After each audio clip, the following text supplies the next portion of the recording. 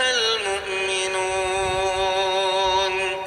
الذين هم في صلاتهم خاشعون. Bismillah, walhamdulillah, wassalatu wassalam ala rasulillah wa ala alihi wa ashabihi wa man tabi'ahum bi ihsanin ila yaumiddin wa ba'd.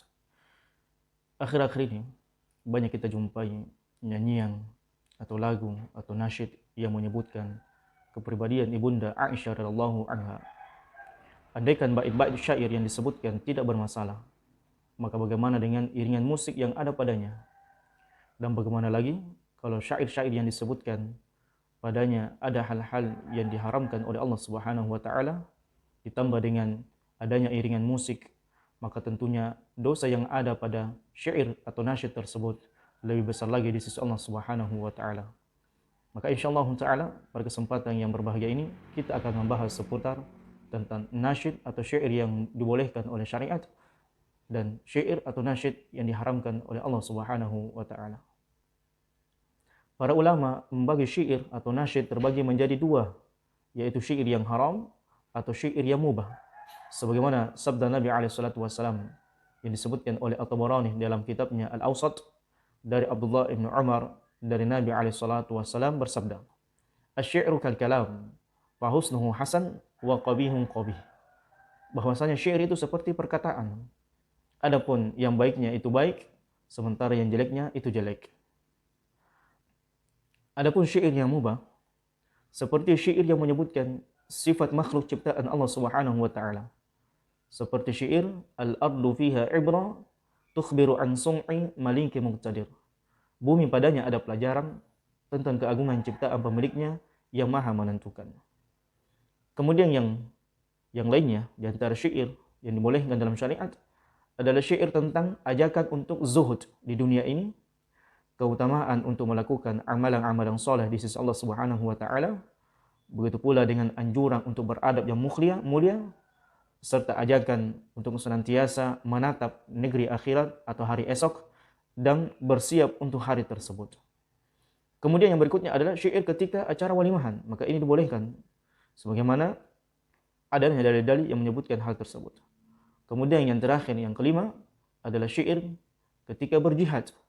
Sebagaimana hadis riwayat At-Tirmidzi dari sahabat Anas radhiyallahu taala anhu ketika Nabi sallallahu alaihi wasallam memasuki kota Mekah untuk melaksanakan umrah tahun ke-7 Hijriah, maka Ibnu Rawaha bersyair, "Khallu banil kuffar an sabilihi, al-yawma nadribukum ala tanzili." Maka ketika Umar mendengar Ibnu Rawaha melantunkan syair, maka Umar kemudian marah dan menegur Ibnu Rawaha dan berkata, "Ya Ibnu Rawaha, fi haramillah wa baina yaday Rasulillah taqulu syair." Wahai Ibnu Rawaha, apakah di tanah haram engkau menendangkan syair sementara di tengah-tengah kita juga ada Nabi SAW? Maka Nabi SAW kemudian menegur Umar dan berkata, "Da'u ya Ibnu Khattab." Tinggalkan, biarkan wahai Ibnu Khattab, Ibnu Rawaha bersyair. "Wallah inna hadha asra fihim min nadhihin nabal." Karena sesungguhnya syair ini, perkataan Ibnu Rawaha, lebih cepat untuk memberikan pelajaran, memasukkan di dalam diri mereka rasa ketakutan daripada lemparan-lemparan anak-anak busur kalian. Adapun jenis syair yang haram, di antaranya adalah syair meratap, apakah karena kematian atau musibah yang lainnya. Kemudian yang kedua adalah syair hinaan kepada orang lain, cacian kepada orang lain. Maka ini juga diharamkan oleh syariat. Kemudian yang ketiga adalah syair pujian dan berbangga diri. Namun ketika seseorang ini berbangga dengan keislamannya, berbangga dengan kemuliaan agama ini, maka dibolehkan oleh syariat sebagaimana dijelaskan oleh para ulama. Kemudian yang keempat adalah syair yang mengandung di dalamnya kesyirikan, seperti menyamakan makhluk dengan Allah Subhanahu wa taala, atau di dalamnya ada perkataan-perkataan yang menjurus kepada perkara-perkara kesyirikan di sisi Allah Subhanahu wa taala. Kemudian yang kelima, yang terakhir adalah syair dengan ghina atau nyanyi-nyanyi yang dengan iringan musik, dan inilah yang dijelaskan oleh para ulama panjang lebar tentang bahaya nasyid atau musik atau nyanyian yang diiringi dengan musik-musik yang lainnya. Adapun dalil haramnya nyanyian yang diiringi musik, sebagaimana firman Allah Subhanahu wa taala kepada iblis, kepada syaitan, "Wastafsis man istata'ta minhum bisautik." Maka goncangkan dan takutkanlah di antara manusia yang engkau sanggup untuk takutkan dan goncangkan dengan suaramu. Adapun perkataan Mujahid, begitu pula dengan Dohak ketika menafsirkan saut di dalam ayat ini adalah huwal ghina wal mazamir wal lahu, yaitu nyanyian seruling, begitu pula dengan sanda gurau. Sehingga para ulama mengatakan di antara sarana syaitan iblis untuk menyesatkan manusia dari jalan Allah Subhanahu wa taala tiga hal. Yang pertama adalah nyanyian-nyanyian yang di dalamnya ada kemungkaran, kemudian yang kedua adalah alat musik, kemudian yang ketiga adalah canda gurau atau hal-hal yang di dalamnya ada perkara-perkara yang diharamkan oleh Allah Subhanahu wa taala. Dan firman Allah Subhanahu wa taala, "Wa minan nasi may yashtari lahwal hadits yudilla an sabilillah." Dan di antara manusia ada yang membeli perkataan yang melalaikan untuk menyesatkan manusia dari jalan Allah Subhanahu wa taala. Dan Ibnu Abbas, sahabat yang mulia, menafsirkan lahwal hadits adalah dengan al-ghina. Bahwasanya yang dimaksudkan dengan lahwal hadits adalah nyanyian-nyanyian yang mengandung kemungkaran di dalamnya. Begitu pula dengan empat imam mazhab, Abu Hanifah, Imam Malik, Imam Syafi'i, dan Imam Ahmad, semuanya mengharamkan yang namanya musik dan nyanyian yang di dalamnya ada kemungkaran. Bahkan Abu Hanifah mengatakan, sesungguhnya sima'ul ghina fisqun, mendengarkan musik adalah merupakan kerusakan, wa talazzuz bihi kufrun, sementara menikmati musik atau nyanyian yang ada padanya kemungkaran adalah merupakan hal yang bisa mengantarkan kepada kekufuran.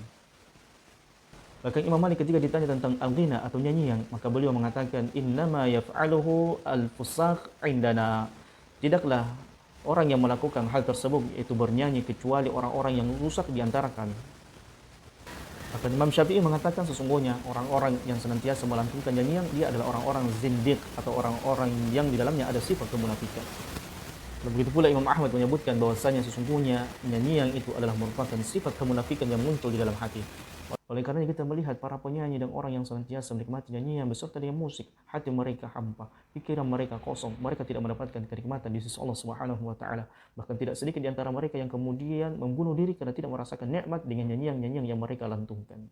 Sehingga jelas bagi kita jamaah dirahmati Allah Subhanahu wa taala bagaimana nyanyian begitu pula dengan musik yang diharamkan oleh Allah Subhanahu wa taala ini bisa membahayakan keimanan kita, bisa menjauhkan kita dari mengingat Allah Subhanahu wa taala, menjauhkan kita dari menuntut ilmu, menjauhkan kita dari membaca Al-Qur'anul Karim. Sehingga seharusnya mukmin cukuplah Al-Qur'anul Karim sebagai penghibur di dalam kehidupannya, dan cukuplah dia menyebutkan diri menuntut ilmu daripada dia menghabiskan umurnya untuk mendendangkan dan mendengarkan nyanyian-nyanyian yang tidak bermanfaat untuknya. Hadza wallahu a'lam bissawab.